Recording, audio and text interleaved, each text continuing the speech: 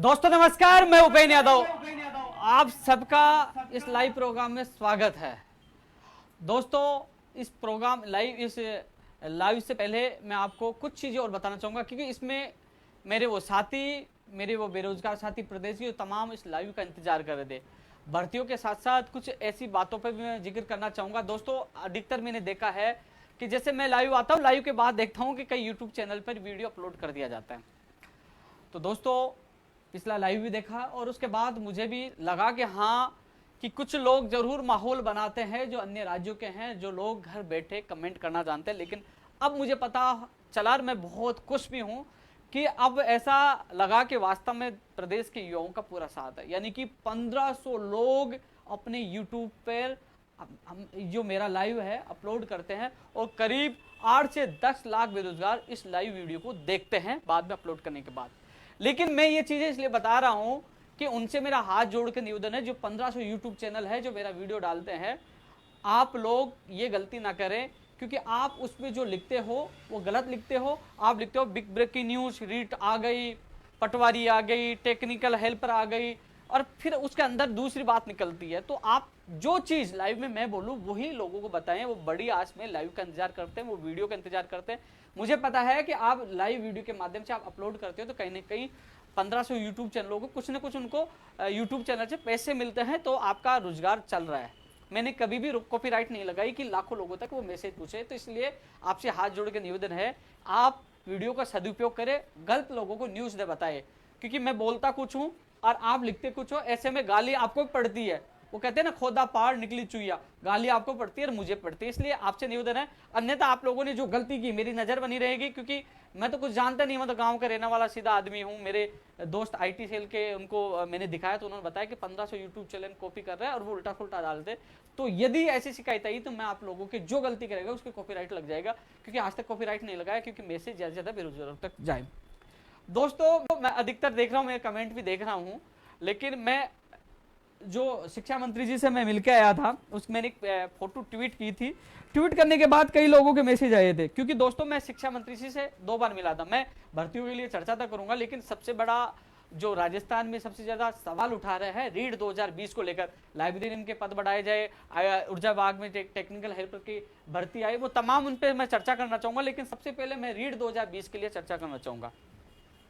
दोस्तों मुख्यमंत्री जी की मीटिंग हुई, सबको पता है, हम बेसब्री से इंतजार कर रहे थे। लेकिन मीटिंग में जो हमें आज थी, क्योंकि मैं 2020 भर्ती को लेकर, रीट की भर्ती को लेकर प्राथमिकता के साथ मुद्दा था, व्याख्याता का था, कंप्यूटर शिक्षक भर्ती सहित तमाम लंबित भर्ती होगा। लेकिन उसमें निर्णय क्या हुआ कि यूपीएससी की तर्ज पर आरपीएससी के एग्जाम हो, समय पे एग्जाम हो। कई भर्तियां नियमों की वजह से अटक जाती है, नियमों में संशोधन हो, कई चीजें उन्होंने, मुख्यमंत्री जी ने कहा। उसके बाद कल का एक आदेश आपने देखा होगा कि 3 गुना की लिस्ट जारी की जाए, बार बार विभाग को बोर्ड से नहीं मंगवाना पड़े, समस्या नहीं हो।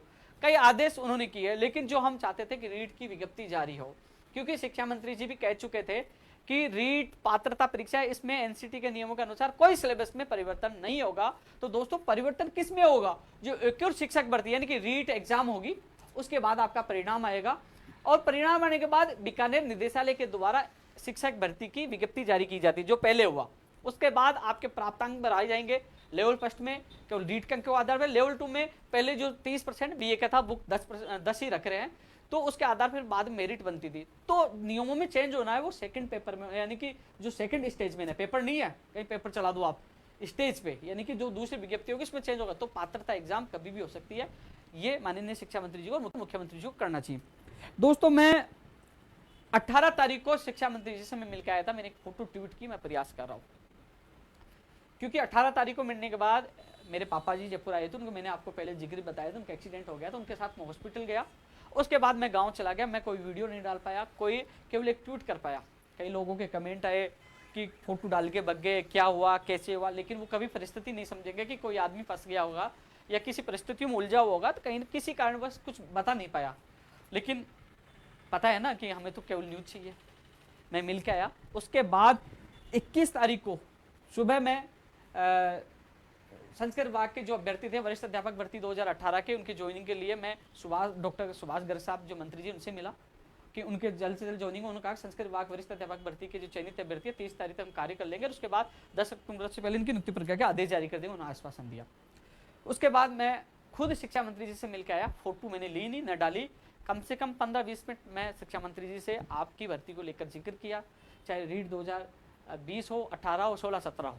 लेकिन मैंने उनको ये कहा कि साहब राजस्थान के बेरोजगार ये नहीं कहते कि हमारी एग्जाम जनवरी में, दिसंबर में या नवंबर में करवाओ, वो कहते चाहे आप फरवरी में कराओ, चाहे मार्च में कराओ, चाहे अप्रैल में कराओ, कम से कम विज्ञप्ति जारी हो। पैटर्न जो 90-10 की चर्चाएं हैं सुनने में, कि मेरे को पता है, मैंने भी आप लोगों को बताया था 90-10 के लिए गई है, लेकिन विश्वास कब होगा, जब मोहर लग जाएगी, जब सरकार की तरफ से आधिकारिक घोषणा हो जाएगी। तो कम से कम पैटर्न, विज्ञप्ति जारी हो और परीक्षा तिथि का पता चले, लोग तैयारी कर सके। इसी चीज की मांग लोगों की सबसे बड़ी डिमांड है, यही हम कोशिश कर रहे थे। मैं खुद बात रखा हूँ, शिक्षा मंत्री जी का बयान यही था कि मैं इस बार ऐसी कोई घोषणा नहीं करूंगा, जो नियमों में संशोधन होना है, जो हमें भर्तियों में पारदर्शिता रखनी है, वो चीजें एक साथ करेंगे कि क्या नियम बना रहे, क्या कर रहे हैं, हम एक साथ ही सारी बातें डिस्क्लोज करेंगे। और उन्होंने कहा कि मुख्यमंत्री जी ही इसमें फाइनल फैसला लेंगे। तो मैं खुद उनके सामने मजबूती से बात रख के आया हूँ। इसके अलावा सीएमओ में अधिकारियों को मैंने अवगत करवाया था। तो दोस्तों मेरा काम है आप लोगों की आवाज़ पहुँचाना। कई लोग सवाल करते हैं कि तारीख पे तारीख, यार मैं थोड़ी दे रहा हूँ, मैं तो कम से कम आपकी आवाज़ तो उठा रहा हूँ ना, कम से कम जाके आपकी बात तो रख रहा हूँ ना। क्योंकि कोरोना काल चल रहा है, हमने आप लोगों ने, कई लोग जो ऑब्जेक्शन किया, बोले कि ये गलत है, ये है वो, तो मैंने उनको कहा ठीक है 2 तारीखों में इकट्ठा होंगे। अब 144 धारा लग चुकी है। जो लोग हैं, मेरा निवेदन उनसे ये कि जो कमेंट करते कम से कम आप आइए ना। मैं तो पहले कह चुका हूँ उपेंद्र यादव की, वो कुर्सी खाली है, आप आगे आए, हम पीछे से आपका साथ देंगे, पता तो चले ना कैसे भागा जाता है, कैसे काम किया जाता है। अरे हम कम से कम प्रयास तो कर रहे हैं, हमारी आवाज तो उठ रही है ना।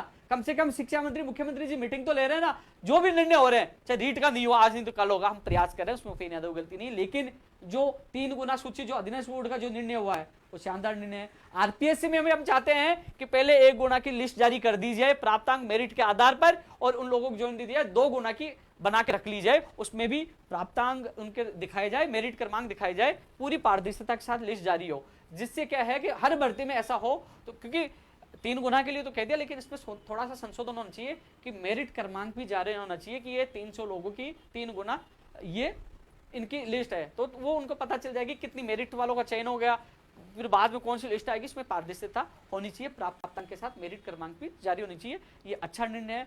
और जो दूसरी बात, यूपीएससी की तर्ज पे राजस्थान की भर्तियों में आप लोगों ने जो मेरा लाइव देखा हो, मेरी डिबेट देखी हो मीडिया में, चिल्ला चिल्ला के मैं यही कह रहा था कि भर्तियों की मॉनिटरिंग हो। उसके बाद आपने देखा होगा हमारी प्रदेश में भर्तियों की मॉनिटरिंग हो रही है। मेरी डिबेट उठा के देखिए, चिल्ला चिल्ला के मैं कहता था कि यूपीएससी की तर्ज पर राजस्थान की भर्तियों में यहाँ की परीक्षा प्रणाली मजबूत होनी चाहिए। लोग कहेंगे, बहुत लोग आएंगे कॉपी पेस्ट वाले, श्रेय लेने वाले, लेकिन वो डिबेट, वो लाइव, वो सब वो पहले किए, वो कभी डिलीट नहीं होती है। चिल्ला चिल्ला के हम आवाज उठाते थे, हमारी आवाज सरकार तक पूछी है, माननीय मुख्यमंत्री जी ने अधिकारी को निर्देश दिए, लेकिन निर्देश की पालना भी होनी चाहिए। 3 सितंबर को मुख्यमंत्री जी ने रीढ़ शिक्षक भर्ती 2018 की लेवल 1 और 2 की एक और सूची निकालने, एलडीसी भर्ती 2018 के पद जो कम किए गए उनकी सूची निकालने, और जो बाहरी राज्यों के लिए निर्देश दिए थे, अभी तीनों पे अधिकारी ने कोई भी काम स्टार्ट नहीं किया, आज लटके पड़े हैं। हालांकि इस संदर्भ में मैं खुद आज सचिवालय में खुद जाके आया हूं, लेकिन इसमें भी मैं चर्चा करूंगा। उससे पहले मैं और चीजों पे चर्चा करना चाहूंगा। इसलिए दोस्तों, मैं शिक्षा मंत्री से मिलके गया था, तो उस दिन 17 तारीख को, 18 तारीख को मैं फोटो डाल पाया था, हॉस्पिटल था, घर चला गया था, उसके बाद नहीं डाल पाया था। इसके बाद मैं 21 तारीख को मिला हूं, उन्होंने कहा कि हम कोई भी कमी नहीं छोड़ना चाहते, इस बार जो भी हो गए एक साथ सारे नियम बनेंगे, सारी चीजें स्पष्ट करेंगे, कब एग्जाम होगी, क्या नियम होगा, किसको लिया जाए, ये चीजें उन्होंने कहा, और मुख्यमंत्री जी ही इस पर अंतिम फैसला लेंगे।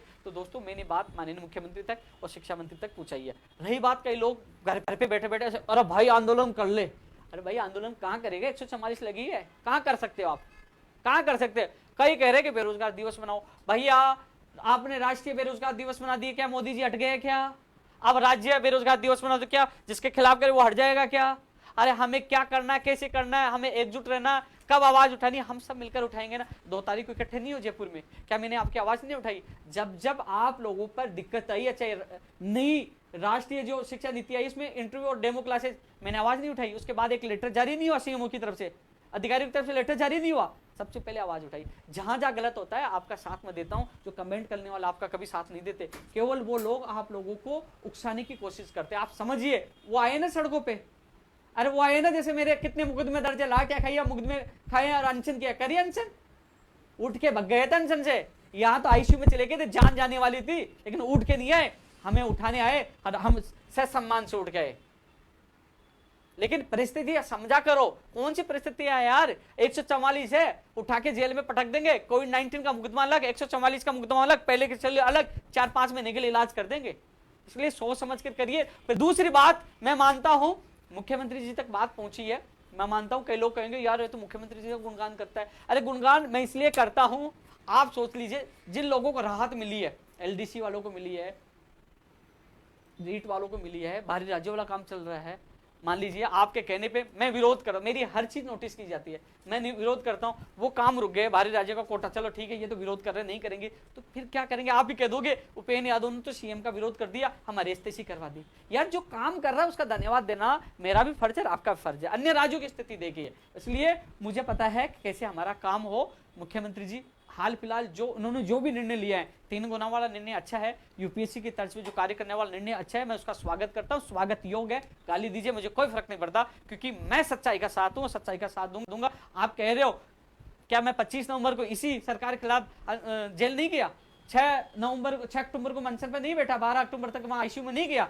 क्या ये सरकार नहीं थी? कह रहे हैं कि यार ये सरकार, क्या जब समय आया मुझे लगा कुछ नहीं है तो मैंने क्या विरोध नहीं किया? समय पे हमने विरोध भी किया। लेकिन अब वर्तमान में जो कोविड-19 की जो स्थिति है, कोरोना की जो स्थिति है, उसमें जिस प्रकार काम चल रहा है, तो भैया काम करना पड़ता है। अब और मैं मुद्दों पे चर्चा करूंगा क्योंकि इस पे लंबा हो जाएगा, कई लोग जो अपनी भर्तियों का इंतजार कर रहे हैं, हालांकि मैं बीच बीच में और भी बोलता रहूंगा।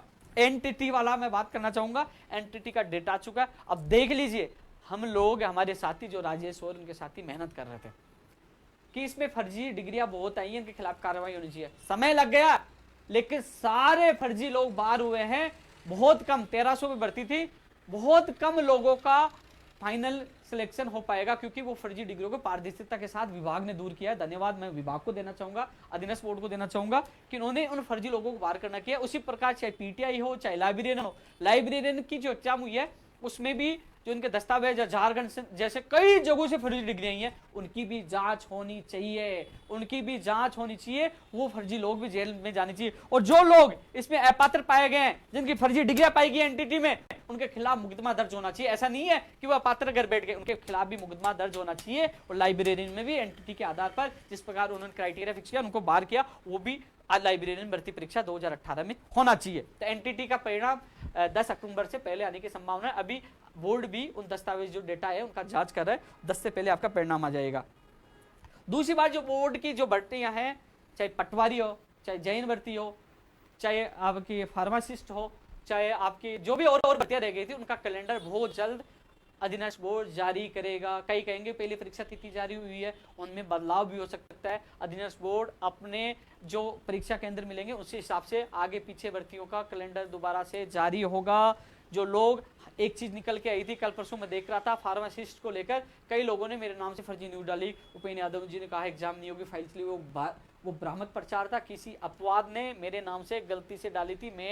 मैंने कोई मैसेज नहीं डाला। आज जरूर मैं अधीनस्थ बोर्ड के सचिव साहब से मैं मिलकर आया था, कई भर्तियों को लेकर आज जरूर मिलकर आया था। उन्होंने यही कहा कि जल्द ही इन भर्तियों का कैलेंडर जारी होगा, तो सब लोग कैलेंडर का इंतजार करें, आपकी भर्तियों की तिथि दोबारा से आएगी।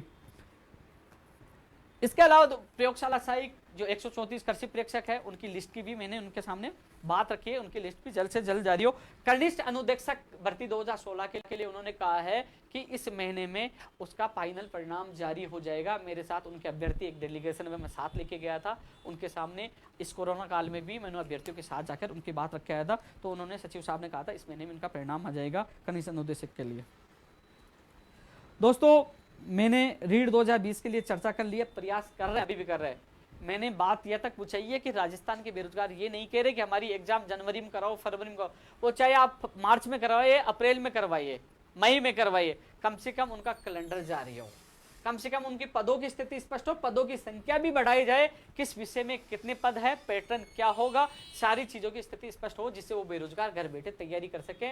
क्योंकि आप एग्जाम की तिथि नहीं तो 1 महीने बाद करोगे, मान लीजिए आपको मार्च में करवानी है, 1 महीने बाद आप मार्च की घोषणा करोगे, तो आपने जो भर्तियां निकाली है उसका श्रेय नहीं जाएगा। बेरोजगारों में आक्रोश है, 11 लाख बेरोजगारों में बहुत ज्यादा निराशा छाई हुई है। मैंने निवेदन किया है, मैंने मुख्यमंत्री जी तक बात पहुंचाने की कोशिश किया और मैंने शिक्षा मंत्री जी से व्यक्तिगत मिलकर आपकी बात रखी है, लेकिन शिक्षा मंत्री जी का कहना था कि पूरे नियम बनाएंगे, हम पारदर्शिता के साथ भर्ती को करना चाहते हैं और अब की बार ऐसा नहीं कि हम तारीख दे दे, कुछ नहीं, हम चाहते हैं जो तारीख जारी हो उसी पे एग्जाम हो और उसी के साथ हम जो तारीख जारी करेंगे, जो उसी के साथ हम परीक्षा पैटर्न और विज्ञप्ति की डेट भी घोषणा कर देंगे। ये शिक्षा मंत्री जी ने मुझे 21 तारीख को आश्वासन दिया था, जो आपको बता रहा हूँ। लोग कहेंगे कि आश्वासन भैया बात है, मैं तो आपकी बात रख सकता हूँ, घर से निकलकर आपकी बात रखने का काम किया है, लेकिन समय आने पे 2 तारीख आपकी आवाज उठाई, लेकिन परिस्थितियां विपरीत है, समझिए।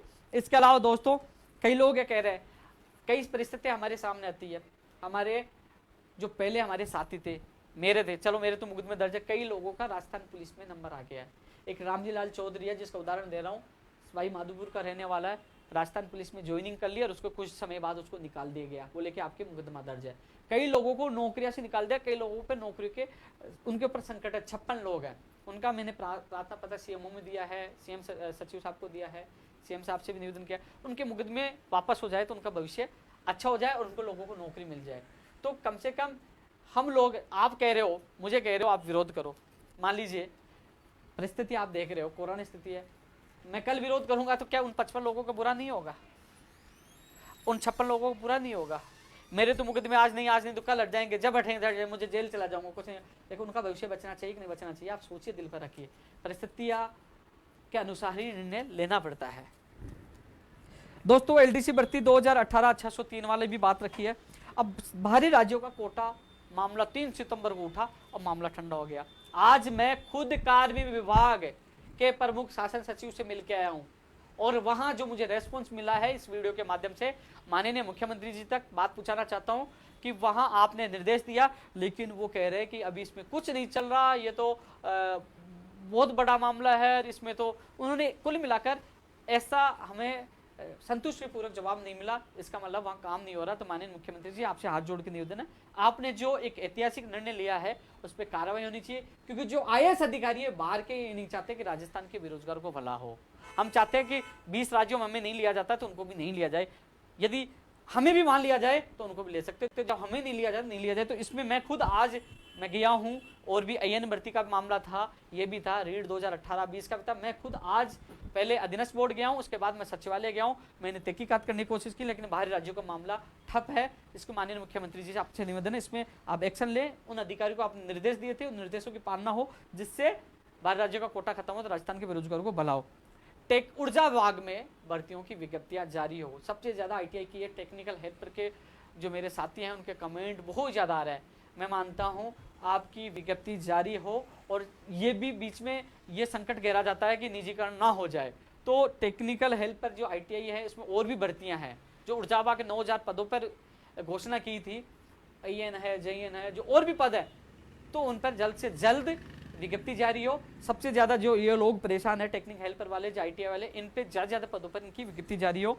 ये भी हम प्रयास कर रहे हैं, सोशल मीडिया के माध्यम से कोशिश कर रहा हूँ हर बेरोजगार की आवाज उठाने की। मैं केवल मीडिया के माध्यम से, सोशल मीडिया के माध्यम से आवाज उठा रहा हूँ, जहां मौका मिला मंत्री से मिलने का, खुद मिलकर आपकी पीड़ा पुछाने कार्य करता हूँ। मैं खुद बीडी कल्ला जी से मिलकर आया था, लेकिन आज मुझे ज्ञात हुआ कि हमारा वीडियो करीब 8 से 10 लाख लोग देखते हैं, जिसमें सरकार के कई प्रतिनिधि भी शामिल होते हैं। इसका मतलब हमारी आवाज बुलंद हो रही है, और ये आवाज बुलंद एक दिन क्रांति भी लाएगी, और क्रांति के साथ आप लोगों को सफलता भी जरूर मिलेगी।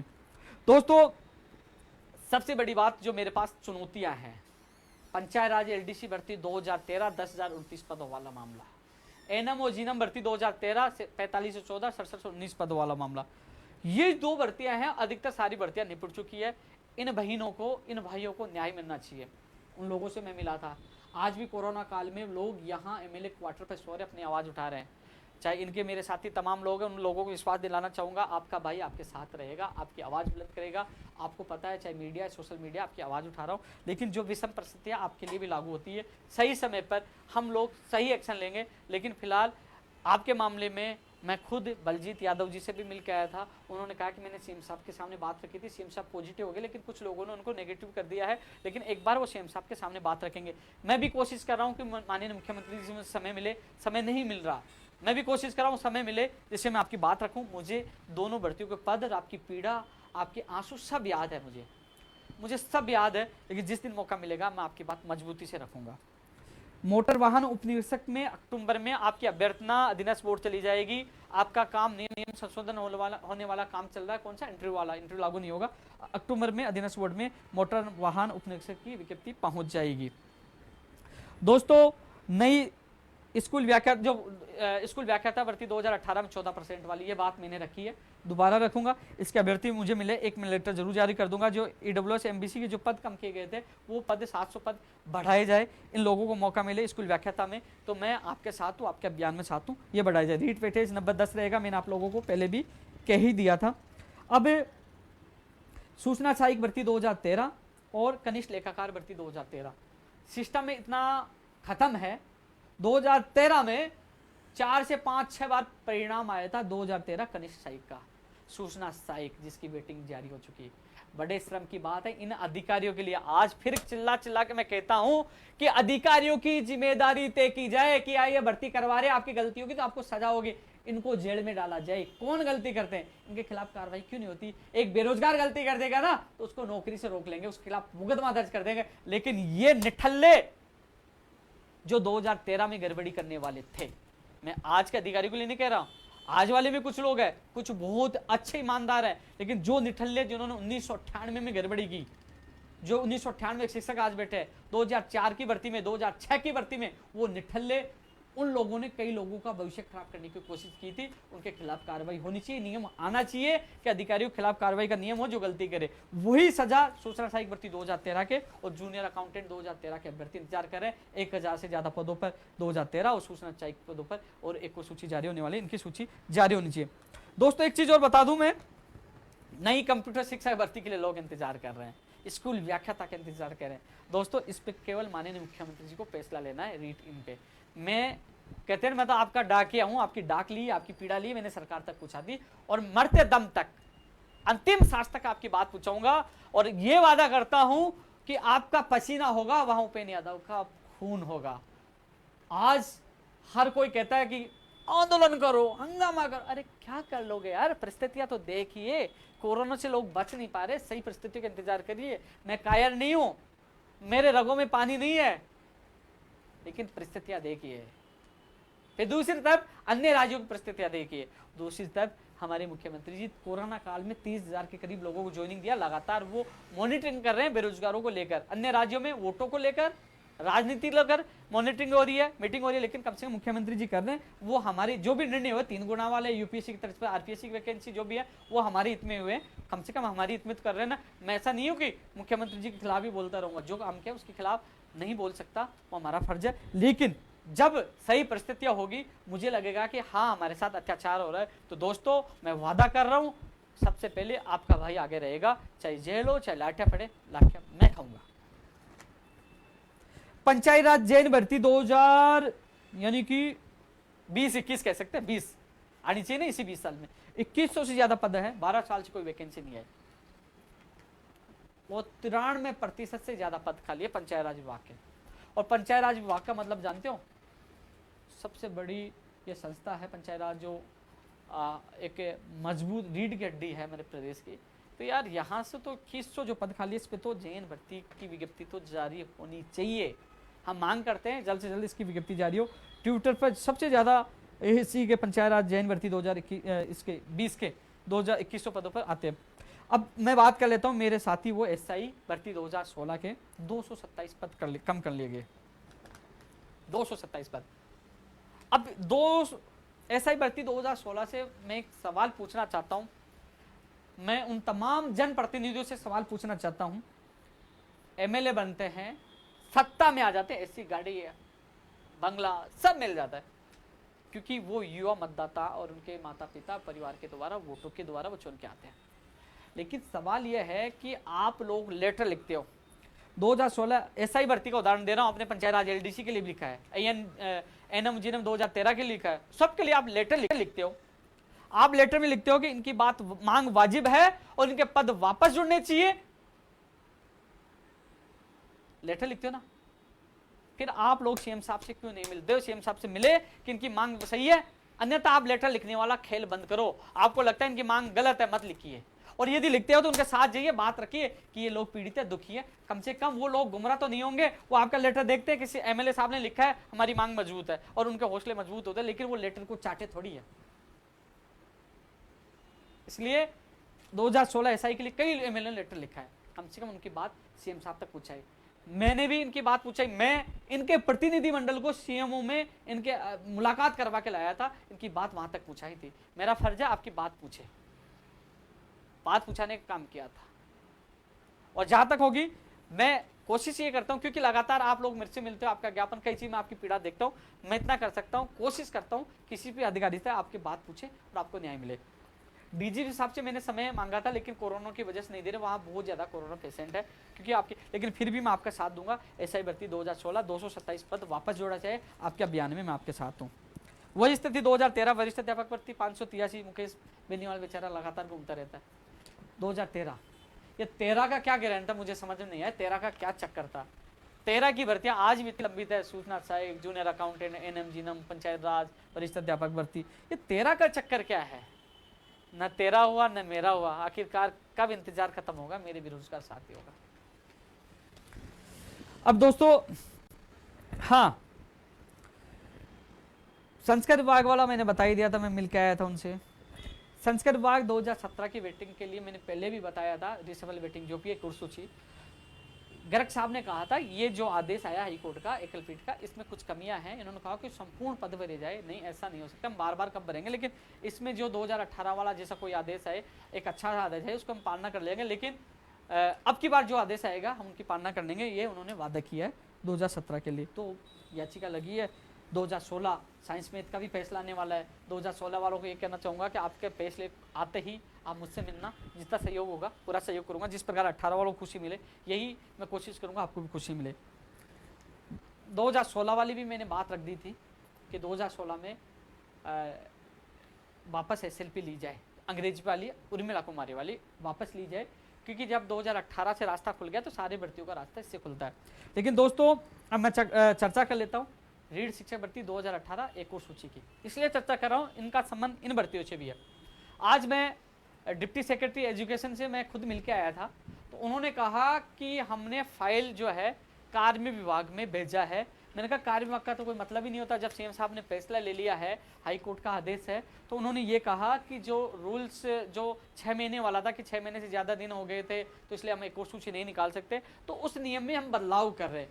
तो दोस्तों इस नियम में बदलाव होता है, मान लीजिए 6 महीना उस सर्कुलर को वापस लेते हैं, बदलाव होता है, तो दोस्तों उर्मिला कुमारी वाले केस में भी फायदा होगा और चाहे 2017 वाले केस में फायदा होगा। 16 महीने की वो सर्कुलर हो जाता है, वापस हो जाता है, राजस्थान की तमाम जो भर्तियां जिसमें 6 महीने वाला जो लागू है तो सबका फायदा होगा, यानी कि 2016 उर्मिला कुमारी वाली भर्ती का भी रास्ता उससे खुल जाएगा। मैं खुद आज मिल के आया हूँ, 2018 वाले के लिए गया था, तो मैंने उन्होंने यही कहा कि हमने कार्य विभाग को लिखा है। उसके बाद मैं प्रमुख शासन सचिव कार्य विभाग से मैं खुद मिल के आया हूँ, वहाँ भी मैंने बाहरी राज्य वाला, AN भर्ती वाला, ये तीनों चीज़ रखी। AN भर्ती वाले में थोड़ा समय लग रहा है क्योंकि वो जो मैंने आपको बताई थी प्रक्रिया, यानी कि अक्टूबर में ही आपका परिणाम आ पाएगा। उसके लिए भी हम सबको मिलकर दबाव बनाना होगा, क्योंकि फाइलें घूमती रहती है, एक दिन का काम 5 दिन में वो फाइलें अटक जाती है, इसके लिए हमें पीछा पड़ना होगा। मैं खुद आज आप लोगों के लिए मिलकर आया था कार्य विभाग के प्रमुख शासन सचिव से, आपकी AN भर्ती के लिए, आपके इसके बाहर राज्य का कोटा के लिए और रीट वाले के मामले के लिए। तो उन्होंने कहा कि हम जल्द से जल्द ओपिनियन शिक्षा विभाग को दे देंगे रीट के लिए।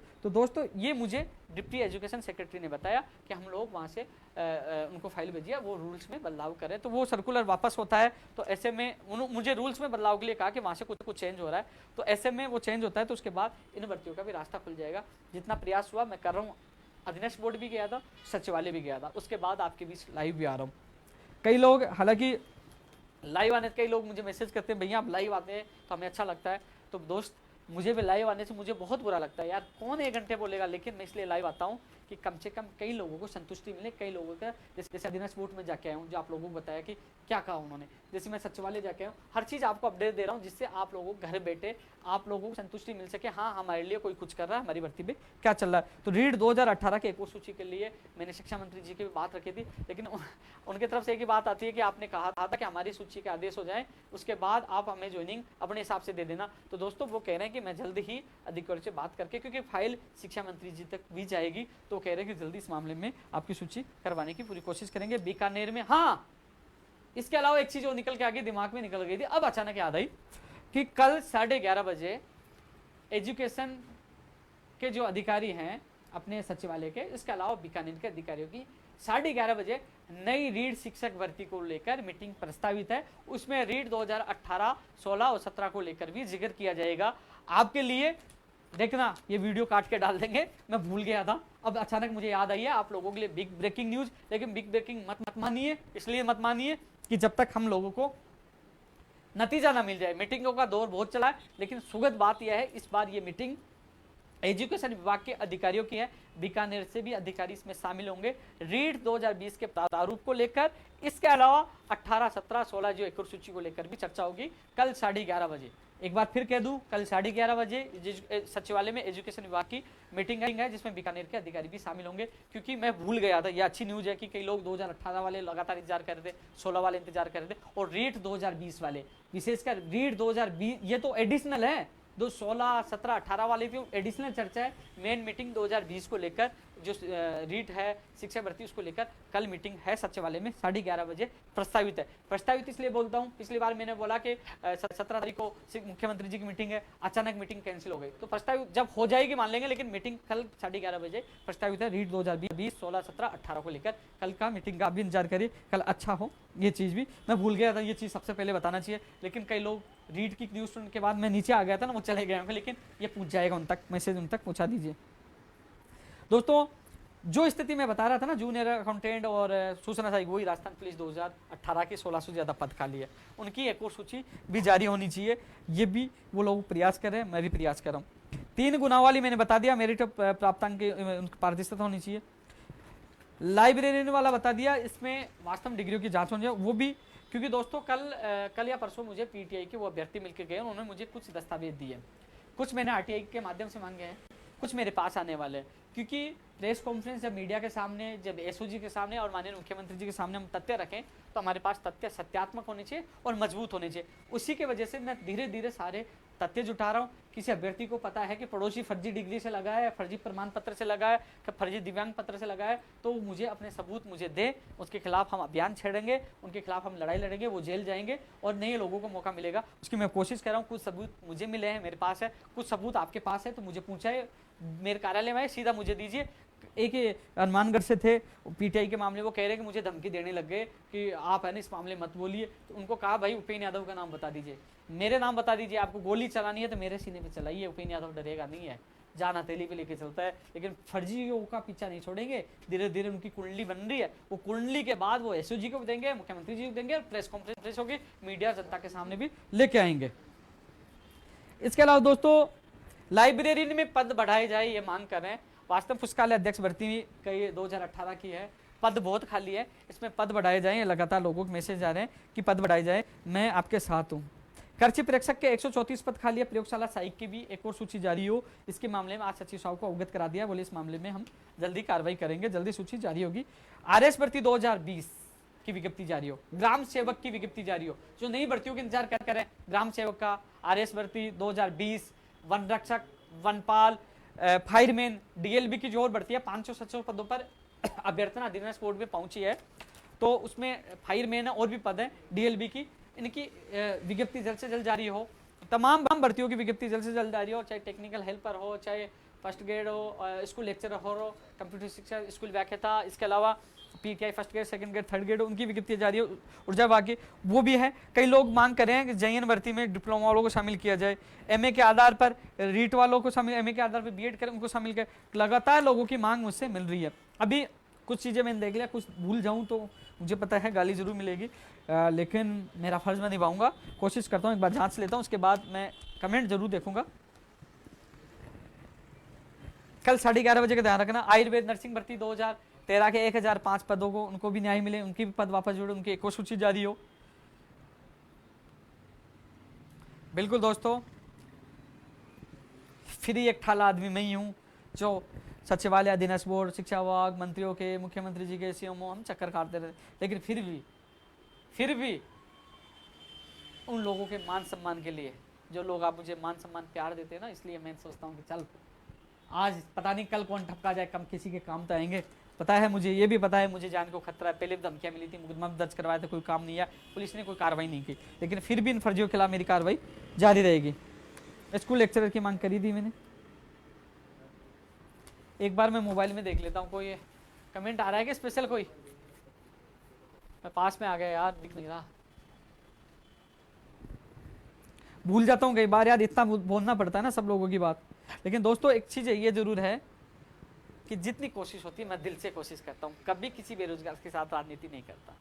आज भी मैं लोगों से बेरोजगार संघ कार्यालय मिलता हूँ, आज भी मिला, उठा उनके साथ, अधीनस्थ बोर्ड गया उनको मिलाया, फिर मैं सचिवालय गया अधिकारियों से मिला, और फिर बीच में अब आपके बीच में लगातार कोशिश करता हूँ कि किसी न किसी को खुशी मिले।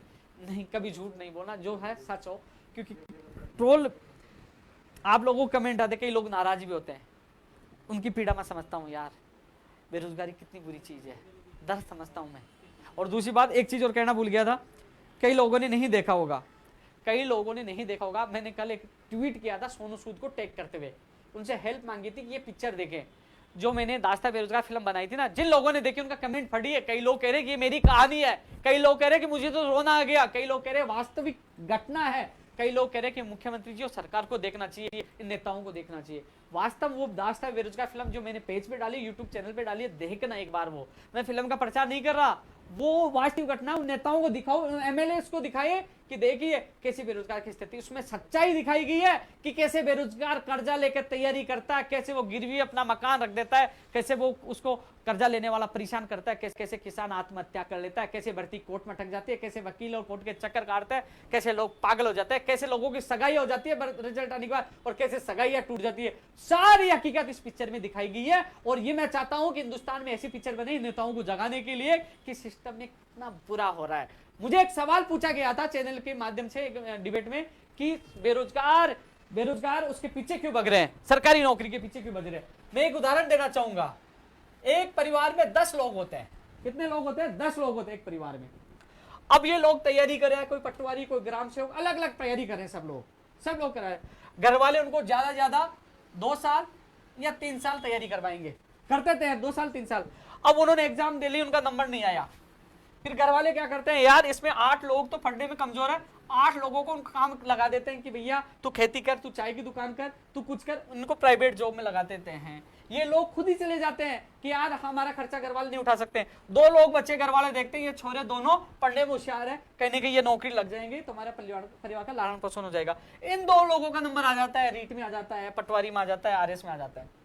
लेकिन स्थिति क्या होती है, इन 2 लोगों को समय पे रोजगार मिल जाए तो इस पूरे परिवार का भला हो सकता है। लेकिन इन 2 लोगों की नौकरी भी कोर्ट में 2-3 साल के लिए अटक जाती है। फिर ये कर्जा लेंगे किसके लिए, कि मेरी कोर्ट से भर्ती निकले, धरना प्रदर्शन में शामिल हूं, और वो कर्जे में डूबते जाते हैं। तो मैं इसलिए कहता हूं कि बेरोजगार को सरकारी नौकरी की आवश्यकता इसलिए है कि इन 2 लोगों को या एक व्यक्ति को टाइम पे रोजगार सरकारी नौकरी मिल जाए तो इन 10 लोगों के परिवार का भला हो सकता है। ये 8 लोग अपनी मर्जी से प्राइवेट जॉब में चले, घर वाले भेज देते हैं कि नहीं कितने दिन क्या करेगा, तैयारी तू जॉब कर, प्राइवेट जॉब कर लेता है। ये नहीं कहते ना कि प्राइवेट पे ध्यान दो, अरे ये खुद ही चले जाते हैं, खुद चाय बनाते हैं, खुद सब कुछ करते हैं, ये तो खुद प्राइवेट जॉब कर ले, घर वाले भेज देते हैं कि भैया आप तेरे को नहीं पढ़ाएंगे, पैसा नहीं है। लेकिन ये 2 लोगों को तैयारी करवाते हैं। सवाल इन 2 लोगों का है जिनका नंबर आ जाता है, मेहनत करते हैं, लेकिन इनको समय पे रोजगार नहीं मिल पाता। यही हमारी लड़ाई है, इनको समय पे रोजगार मिले तो इस परिवार का भला हो सकता है। वो जो मुझसे सवाल पूछा था उसका जवाब यही है कि एक परिवार के एक सदस्य को नौकरी मिल जाए ना सही समय पर, तो उस परिवार का भला हो सकता है, 7 पीढ़ी का भला होता है। तो इसलिए सिस्टम में सुधार हो, समय पे बेरोजगार को रोजगार मिले। क्योंकि एक नेता एमएलए बन जाता है या मंत्री बन जाता है, वो 7 पीढ़ी तक, आपने देखा होगा किसी एमएलए या मंत्री का बेटा तैयारी करते हुए 3rd ग्रेड टीचर की, पटवारी की, ग्राम सेवक, नहीं देखा ना, जरूरत ही नहीं है। जरूरत तो हम जैसे किसान के बेटे, हम जैसे लोग गरीब परिवार को है, वो तैयारी करते हैं, उनका पूरा परिवार इंतजार करता है कि हमारे बेटे को नौकरी कब मिलेगी। लड़ाई है सत्यता की, लड़ाई है समय पे रोजगार मिले। जब समय पे चुनाव हो सकते हैं, समय पे परिणाम आ सकते हैं, समय पे शपथ ले सकते हैं, समय पे बन सकता है, तो बेरोजगार को समय पे रोजगार क्यों नहीं, ये सबसे बड़ा सवाल है। और अब मूर्ख नहीं बना सकते, हमारे देश के और प्रदेश के युवा जाग चुके हैं। मैं स्पष्ट कहना चाहूंगा कि अब लोग ये मूर्ख नहीं बनेंगे, ये अपने आप में एमएलए हैं, अपने आप में मंत्री है, अपने आप में जागरूक हैं, ये आने वाले समय पर सबको जवाब देंगे। दोस्तों मैं लाइव में आने का उद्देश्य ये आप लोगों को जगाता रहा हूं, आप लोगों की पीड़ा है वो भी मैं समझता हूँ, मैं किसान का बेटा हूँ, मैंने भी बहुत पीड़ाएं देखी है, मैंने भी बहुत पीड़ाएं देखी है। जिस दिन मेरी स्टोरी, जिस दिन आपके सामने मेरी पीड़ाई भी सामने आएंगी, मैंने भी सब्जी खरीद के बेची है और मेरा खुद का भी अपहरण हुआ है, मुझे भी कहीं ले जाकर 2-2 महीने तक बजरी ईंट तक मैंने खुद ने भी डाली है, मैं भी घर से 2 महीने तक मुझे लोग उठा ले गए थे, मैंने हर घटनाएं देखी है। लेकिन इंतजार कर रहा हूं सही समय का, सब लोगों से, क्योंकि सब लोगों के सामने सच्चाई आएगी। लेकिन सबसे बड़ी बात है कि जो पीड़ित हो, जिसके कोणी के लगते हैं दर्द होता है, वही दूसरे का दर्द जानता है। किसान का बेटा हूं, मैंने हर दर्द देखा है, इसलिए हर व्यक्ति का दर्द जानता हूं, उनके लिए सब कुछ सुनकर भी मैं तैयार रहता हूं। हाँ, जो लोग कमेंट करते हैं कि बहुत कम लोग हैं, तो उनसे निवेदन करना चाहूंगा कि मैं कुछ दिन, मुझे कह दीजिए कोई नहीं आता, चुप बैठ जाइए, हम करेंगे। आइए, आपका स्वागत है, करके तो देखिए, आप आंदोलन करिए, प्रदर्शन करिए, अनशन करिए, आपका स्वागत है, स्पष्ट कह रहा हूं। आप आइए, आपसे पीछे खड़ा होकर कहूंगा नेताजी, अध्यक्ष जी, आप काम करिए, मेरे बेरोजगारों को न्याय मिलना चाहिए। मेरा उद्देश्य है सिस्टम में सुधार हो, बाहर राज्य का कोटा कम हो, अधिकारियों की जिम्मेदारी तय हो, समय पे वैकेंसी निकले, समय पे बेरोजगार को रोजगार मिले, समय पे परिणाम आए और समय पे बेरोजगार के सपने पूरे हो, क्योंकि ये सपने एक बेरोजगार के नहीं, उसके पूरे परिवार के सपने होते हैं, वो सपने समय पे पूरे होने चाहिए। इसलिए दोस्तों, हम सब मिलकर इस सिस्टम के खिलाफ एक बड़ी लड़ाई लड़ रहे हैं। मैं कोई थोड़ा बहुत कमेंट देख लेता हूँ, काफी लंबा भी हो गया है, क्योंकि काफी लोगों के मैसेज भी आ रहे होंगे। फेसबुक पे देख रहा हूँ मैं यूट्यूब के कमेंट नहीं देख पाऊंगा भैया, मैं फेसबुक पे देख रहा हूँ, वो दिख नहीं रहे, मैं दूर से हैं। कंप्यूटर वाली मैंने बात रख दी, अरे यार ये तो बहुत ही स्पीड में चल रही है। प्रेम लाटा जी धन्यवाद। रीड लेवल 2 के लिए मैं कोशिश कर रहा हूं भैया, जो असंभव काम था वो संभव कर दिया। आपकी सूची जारी करने का माननीय मुख्यमंत्री जी ने घोषणा की है, शिक्षा मंत्री ने घोषणा की है, तो आपका काम होगा। थोड़ा सा संयम रखिए, जो काम नहीं होने वाला था, मना कर दिया गया, वो काम हो रहा है, तो थोड़े दिन में थोड़ा सा इंतजार करिए, होगा, आपकी सूची भी जारी होगी और आपको ज्वाइनिंग मिलेगी। धन्यवाद पुखराज जी। पीटीआई की मांग की हमने, नहीं भर्ती first grade second grade. Bharat Saini ji धन्यवाद। धीरज जी धन्यवाद। Second grade 2018 Sanskrit ex serviceman का भी मामला हिंदी का 2018 का, पहले वाले जो सामान्य ग्रेड उनका पूरा साथ दिया था, आज वो लोग नौकरी कर रहे हैं। 9322 संस्कृत विभाग की भी जल्द से जल्द ज्वाइनिंग है, मेरा प्रयास होगा, और एक्स सर्विसमैन हिंदी वालों को भी लाभ मिले, उनका परिणाम भी जल्दी जारी हो। कनिष्ठ अनुदेशक का मैंने बताई दिया, उन्होंने इस महीने के लिए कहा है। ऊर्जा विभाग टेक्निकल हेल्पर की भर्ती के लिए बताई दिया। आरपीएस एन वाला वो 2000 इसमें अक्टूबर में ही आएगा। नेत्रपाल सिंह धन्यवाद साहब। कुलदीप गोदारा जी 2013 वाला मैंने बता दिया, सीएम साहब से मुलाकात होगी, मैं आपके साथ हूं, मैं पूरी कोशिश करूंगा मेरी बहनों को, मेरे भाइयों को न्याय मिले। पुलिस भर्ती 2018 की अभी आपने देखा होगा, थोड़ी मीडिया के माध्यम से भी जितनी भर्तियां उनकी एक और सूची जारी हो, मीडिया को मैंने सारा डेटा दिया। आपकी मांग उठाई है कि आपकी आवाज माननीय मुख्यमंत्री तक पहुंचे और आपको न्याय मिले। स्पेशल टीचर का ज्ञापन दे चुके हैं, आएगी जल्दी। रिंकू मीना धन्यवाद भाई। रीड 2020 की मैं बोल चुका हूँ, कल मीटिंग है 11:30 बजे अधिकारियों की। अब उसमें क्या होता है, नतीजे का जिस प्रकार तुम इंतजार करते हो, मैं भी इंतजार करता हूँ कि इसमें राहत मिले, आपको खुशखबरी मिले। सूचना साइक वाली भैया, मैं समझता हूँ आपकी बात मैंने उठाई है, पंचायत राज वाली भी उठा जो है। धीरज चारण धन्यवाद भाई। लैब टेक्नीशियन में जो 3 गुना आएंगे, कई लोग बाहर होंगे तो कई लोगों को मौका मिलेगा। 1534 जो चिकित्सा विभाग की है, प्रयोगशाला साई, इसकी भी एक और सूची जारी हो। वास्तव में कोरोना में बहुत अच्छा काम कर रहे हैं, ऐसे लोगों में सैल्यूट करता हूँ। रघु शर्मा जी से निवेदन ये करना चाहूंगा, ऐसे लोगों को कोरोना में इनाम मिलना चाहिए, ऐसे लोगों को तो आपको भी सैल्यूट करना चाहिए, इनाम मिलना चाहिए। ये लोग असली योद्धा है, जो लोग कोरोना में कोरोना सैंपल ले रहे हैं और जांच कर रहे हैं। कंप्यूटर शिक्षक वाले भैया मैं साथ हूँ। कुलदीप जी धन्यवाद। दीपेश भारद्वाज जी धन्यवाद। विक्रम सिंह गुजर जी धन्यवाद। राहुल शर्मा एग्रीकल्चर सुपरवाइजर की मैंने बात रख दी है, दीपक जी धन्यवाद। युवराज जी एनएम जी ने मुझे पता है। रामजी लाल चौधरी भैया, तेरे मुकदमा वाला मुझे पता है, तेरे साथ में गया था सीएमओ, और पूरी कोशिश कर रहा हूँ कि जल्द से जल्द आपके मुकदमे वापस हो। भैया रवि जाट जी याचिका लगा रखी कोर्ट में, हमारे एडवोकेट विज्ञान साह जी है कि इसमें जल्द से जल्द एक और सूची जारी हो, लेकिन सुनवाई नहीं हो पा रही, कोविड-19 के कारण प्रभावित हो रहा पूरा न्यायालय। कोशिश है कि जल्द से जल्द सुनवाई हो। रीड प्रमाण पत्र 2020 यार भैया, पहले रीट होगी, उसके बाद बीकानेर से एक विज्ञप्ति जारी होगी, उसके बाद तक मेरे को नहीं लगता कि इनकी वैधता रह पाएगी, हो जाएगा जब तक तो काम तमाम। रमेश जी धन्यवाद। एलडीसी 2018 का परिवेदना का निस्तारण होना चाहिए। मेरे पास रामराज, उनके कई साथी फोन करते रहते हैं, तो परिवेदना ली, जो लोगों के अच्छे नंबर हैं, जिनको दूर दूर जिले दिए गए, उनको वास्तव उनके परियोजना का निस्तारण हो, शिक्षा विभाग सहित अन्य विभागों को उनको वास्तव वो मेरिट में आए तो उनका गृह जिला उनको मिलना चाहिए, उनका हक उनको मिलना चाहिए। मैं उनका पूरा समर्थन करता हूँ। तुलसीराम जी धन्यवाद, मुलाराम धन्यवाद। वुमन सुपरवाइजर की वेटिंग, ये भी बात मैंने आज रख दी आप लोगों की भी, कृषि प्रशिक्षक प्रयोगशाला साई के साथ। राजू परमार जी, बिल्कुल वो थोड़ा सा है, आज मैं मिल के आया था, माननीय शिक्षा मंत्री से मिला था, वो कार्यवाह के लिए उन्होंने कहा जल्दी आपकी सूची होगी। मैं पूरी मेरी नज़र बनी हुई है, जल्दी आपकी सूची आएगी। किसी की बेखौफ नहीं आना है, कॉपी पेस्ट के चक्कर में नहीं रहना है।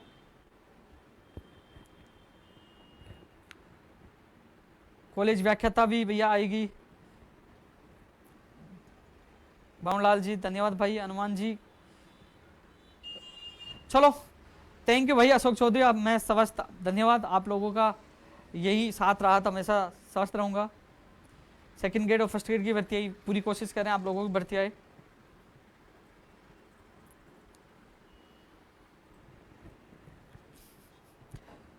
सुबह 11:30 बजे प्रस्तावित है रीड 2020 की मीटिंग, और 2018 भी उसमें चर्चा होगी, 16 भी होगी। अब देखते हैं, थोड़ा सा इंतजार करना पड़ेगा, कल का तो इंतजार करना ही पड़ेगा, हम पूरा प्रयास करें।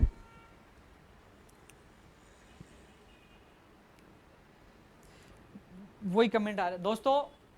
लास्ट में इतने लोग आप लोगों से ये कहना चाहूंगा, आपके भाई के न हौसले न जज्बा कमजोर हुआ है, चाहे फर्जी डिग्री वाले हो जो चैलेंज देते हैं, किसी के बाप से नहीं डरता, जिसमें दम है जैसे आ जाए, सच के लिए लड़ाई जारी है, वो जारी रहेगी।